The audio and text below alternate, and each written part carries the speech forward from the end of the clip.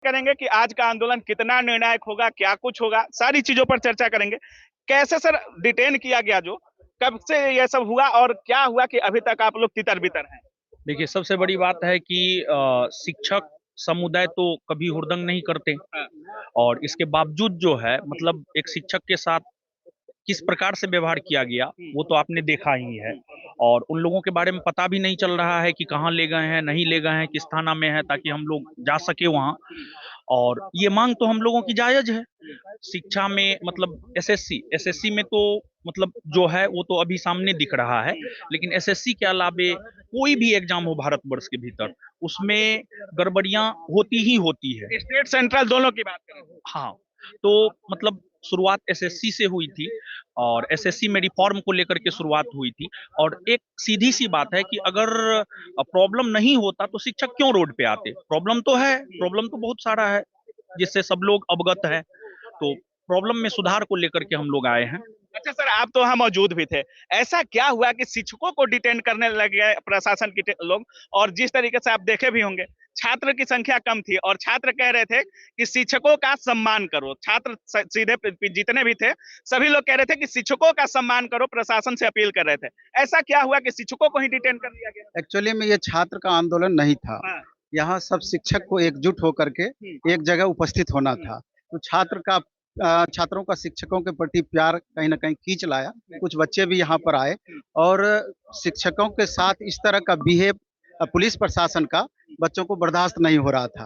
वो चाह रहे थे कि किसी भी सूरत में हमारे जो शिक्षक हैं उनको परेशान ना किया जाए और हमारे हित में सारे शिक्षक पूरे भारतवर्ष से यहाँ उपस्थित हुए हैं। और हमको लगता है कम से कम 400 से 500 की संख्या में पूरे भारतवर्ष से यहाँ शिक्षक उपस्थित हुए।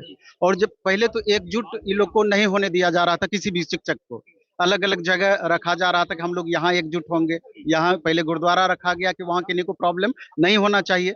लेकिन जैसे ही हम लोग वहाँ पहुंचे, शुरुआत से ही पुलिस प्रशासन पूरी तरीके से भर दिया गया था, एक छावनी में तब्दील कर दिया गया था। तो बहुत शिक्षकों को दिक्कत भी हुआ क्योंकि गाड़ी में बैठा बैठा करके दूर ले जा करके उनको छोड़ा जा रहा था।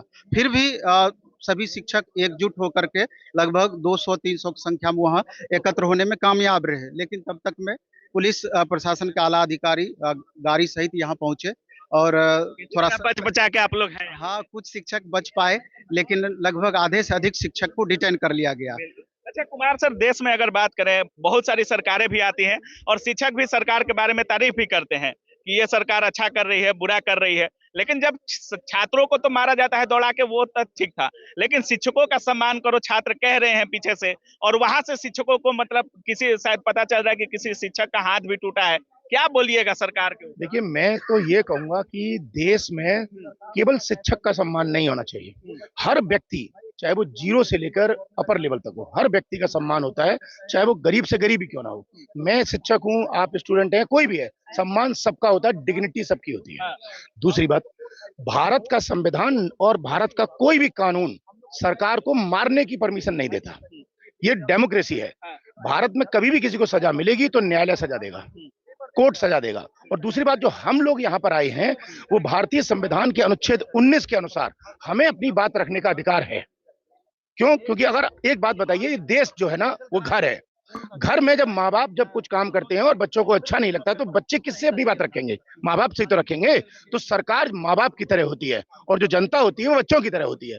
तो जनता अगर अपनी बात सरकार तक नहीं रखेगी तो फिर किसके सामने रखेगी? हमारा तो उचित था, जो हुआ उचित है।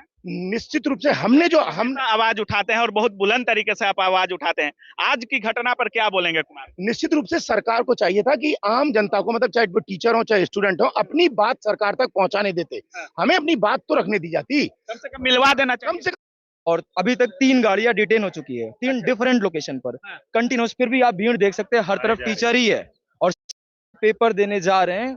उनकी मिसमैनेजमेंट, जो चाहे फॉर्म भरने से लेकर और अभी तक का जो मिसमैनेजमेंट है, उसको लेके हम लोग गए थे।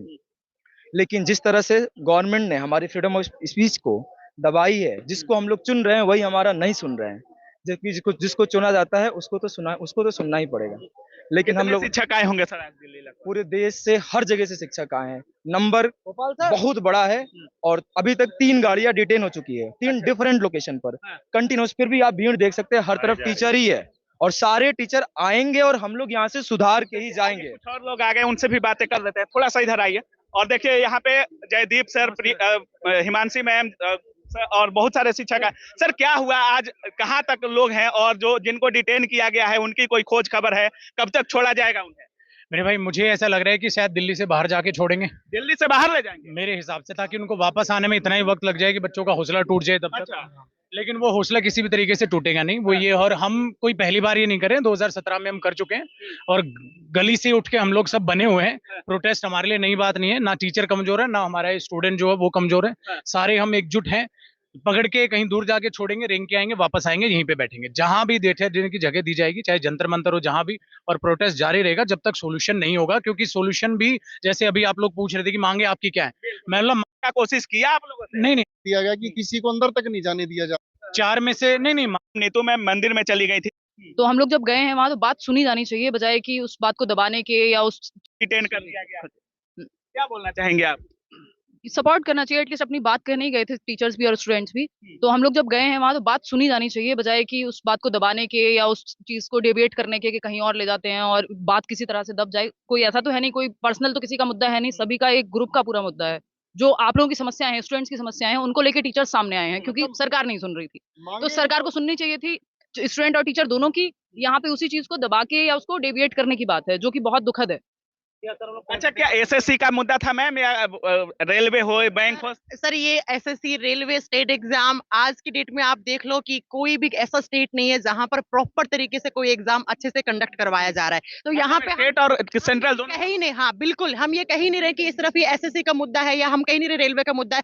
हमें सिर्फ एक प्रॉपर तरीके से जितना भी सारे एग्जाम्स, जो भी गवर्नमेंट, चाहे स्टेट एग्जाम्स हो, चाहे वो आपके सेंट्रल एग्जाम्स हो, उन सब में जब से फॉर्म निकलता है और जब तक ज्वाइनिंग नहीं आती तब तक पूरी धांधलेबाजी चलती है बच्चों के साथ।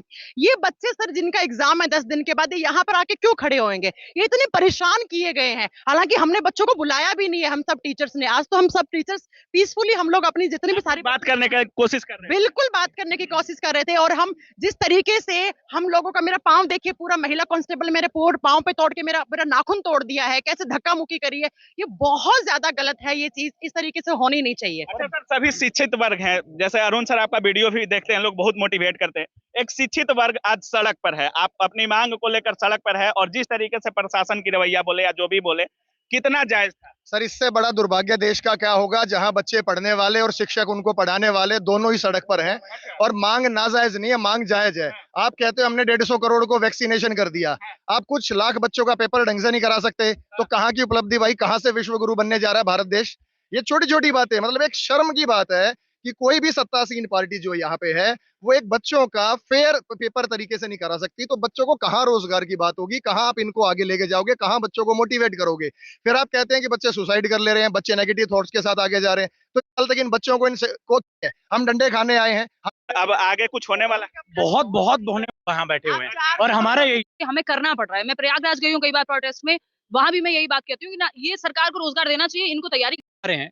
क्या होगा, क्योंकि जानकारी नहीं है। सीपीओ के पेपर एसएससी में जितना देखोगे, बिल्कुल चाहे कुछ भी हो जाए, हम यहीं बैठे हैं। बाकी आप लोग अपने शिक्षकों के साथ हैं, अपने शिक्षकों के साथ हैं आप लोग। तो बाकी आप देख रहे थे, अभी हम दिल्ली में हैं, और दिल्ली में तमाम शिक्षक, बहुत सारे शिक्षक ऐसे थे जिनको प्रशासन के द्वारा डिटेन कर लिया गया है। कैसे बच कुछ के जो शिक्षक बचे हैं वो अभी जंतर मंतर